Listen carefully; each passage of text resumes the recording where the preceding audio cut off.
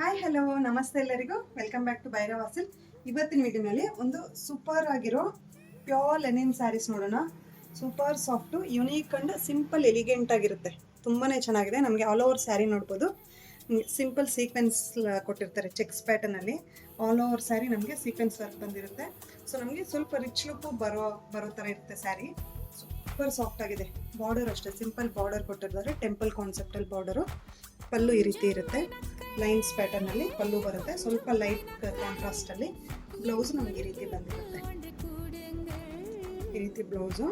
Colour ಅಷ್ಟೇ light ಟರ್ಕ್ವೈಸ್ colour. Colours ನೋಡೋಣ ಯಾವ ರೀತಿ ಆಯಿತು.